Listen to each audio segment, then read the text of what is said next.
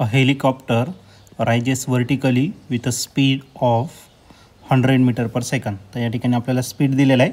Speed आपण v ने represent करणार आणि तो दिलेला आहे 100 मीटर पर सेकंद इतका दिलेला आहे. त्याच्यापुढे if helicopter has length 10 metre. तर या हेलिकॉप्टरची लेंथ दिलेली आहे जी आपण रिप्रेझेंट करणार एल ने आणि ते दिलेले तुम्हाला 10 मीटर एवढी. त्याच्यापुढे and horizontal component of earth's magnetic field is 5 × 10⁻³ tesla. तर या ठिकाणी मॅग्नेटिक फील्ड दिलेलं आहे. मॅग्नेटिक फील्ड रिप्रेझेंट करणार आपण बी ने आणि त्याची व्हॅल्यू दिलेली आहे 5 × 10⁻³ टेस्ला. त्याच्यापुढे then the induce EMF between the tip of nose and tail of helicopter is. तर हा क्वेश्चन 2004ला आलेला होता. त्यापैकी ए ऑप्शन आहे त्याचं 50 वोल्ट, बी ऑप्शन दिलेलं आहे 0.5 वोल्ट, सी ऑप्शन दिलेलं आहे 5 वोल्ट आणि लास्ट डी ऑप्शन आहे 25 वोल्ट. तर आता या 4 ऑप्शनपैकी या क्वेश्चनचा करेक्ट आन्सर काय असलं पाहिजे तर आपण याला सॉल्व करूया आणि मग डिसाईड करूया.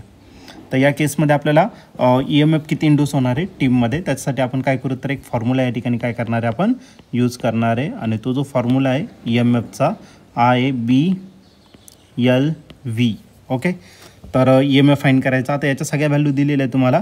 या बीची व्हॅल्यू बघा इथं दिलेले 5 × 10⁻³ ते आपण या ठिकाणी पुट करून टाकू 5 × 10⁻³. त्याच्यानंतर आपल्याला एल दिलेले लेंथ ते दिलेले तुम्हाला 10 मीटर मग तो पण 10 टाकू आणि स्पीड जो दिलेला आहे तो किती दिलेला आहे 100 दिलेला आहे. ओके. आता 10 म्हणजे 10ची पॉवर 1 आणि 100 म्हणजे 10ची पॉवर किती 2. मग या दोघांची जी पॉवर असणार ती किती होणार 10⁻³ ओके. 10⁻³ आणि 10⁻³ काय आला कॅन्सल. मग आपलं जे आन्सर असणार आहे तर राहील 5. मग EMF कशामध्ये मेजर करणार आहे तर वोल्टमध्ये मेजर करणार आहे. मग या आपल्या क्वेश्चनचं फायनल आन्सर असेल. ठीक आहे. मग EMF त्या